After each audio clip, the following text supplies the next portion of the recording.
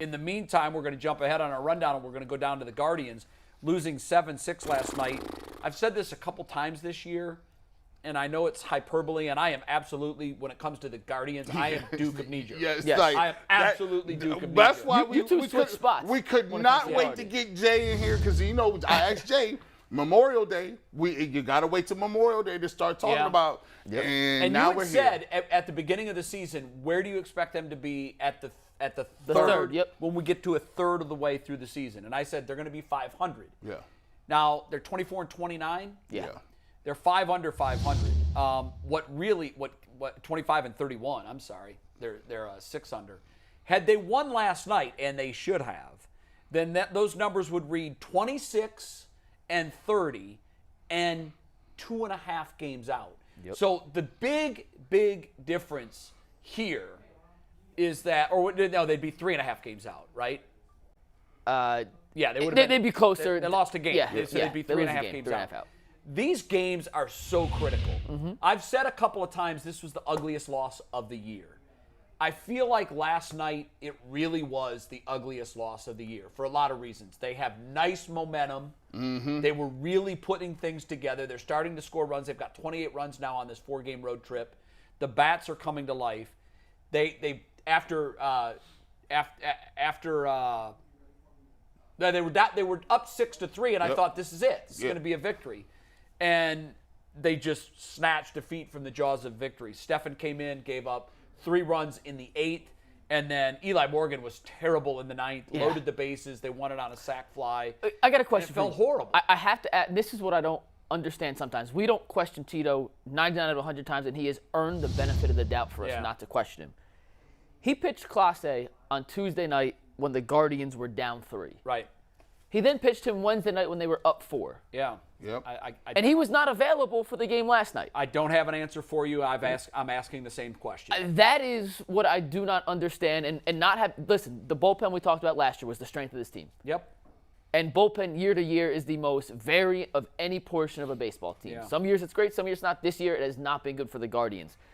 But to use your ace, and I know Class A has not been the same class that he was last year, but to use him down 3 and then up 4. Well, down 3 is the one that I'm like, what are you doing? 2 non-safe situations. I'll live with the up 4. And he pitched great in both, by the way. He threw Right. 21 pitches total in those 2 games. Yeah. But he's not pitching 3 out of 4 nights. No. And I don't understand for the life of me, and maybe Tuesday it was just to get him a little work because he hadn't pitched in a while, but then this series means more than the Baltimore series does, and it meant more than the St. Louis series does. The problem is, and you to won't blow get through him Tito early, to admit that. He won't. And I know, and he's They all earned the count benefit of the same, doubt. But the fact of the matter is, fans know these games. It was a are bad different. decision. Like, straight up, Tito, it was a bad decision. And very rarely can we say, objectively, that was a mistake by Tito. That was a mistake by Tito. I agree, and I think it had an impact on what we saw on the field. Look, no one's running away with this division. The Twins starting pitching has been very, very good. Yeah. Very good. And they're hitting home runs. But, the team's averages are exactly the same. Yep. One They're just hits for averaging power more and- than 1 run a game than we are. And the reason is they've hit in the, I think, high 70s in home runs, and we've got like 33. Yeah. So this team's lack of power is inexplicable. And what it's going to lead to is us saying bye-bye to Shane Bieber. He won't be here after the trade deadline. I've seen already some outlets are reporting that he is going to be traded. I think you have to start making a real hard decision by June 1st, which we're past. Not just are you in it. Right. Because that's the wrong question to ask. Can you win it? Can this team, as constituted, or without one piece that we go get from a trade, win the World Series? And the answer to that is now, for me, a definitive no. And once you get to that sitting point, you've got to be responsible, and you've got to trade Shane Bieber while he still has a year and a half left on his deal, so he can give a season 2 chances at a World Series. So I think he's gone. I hate to say it. The reason that also making that decision a little easier is the fact that Logan Allen has come up and pitched extremely well. So has Tanner Bybee. You've got Gavin Williams in the pipeline. Now, those 3 are coming. Savali comes off the DL tonight. He pitches tonight. On Sunday, Tristan McKenzie will make his debut, and you hope that he's the Tristan McKenzie pre-shoulder injury, but he's missed 2 months. Yeah. So there's probably going to be a little bit of time there. But I think I'm not giving up on the season. Don't take this the wrong way. If I'm calling the shots, I have already made the decision. This team cannot win a World Series. The lack of power is too. It's stunning. It's debilitating because what happens is you saw the perfect case scenario yesterday. You're up 6-3.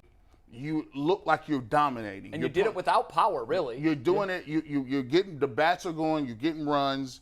You've worked your way into a position where you think, okay, let's close this out and get out of here with a win. And now we get 2 essentially from playing with the Twins because it's in the division. And you see how devastating the 2 to 3 home runs are.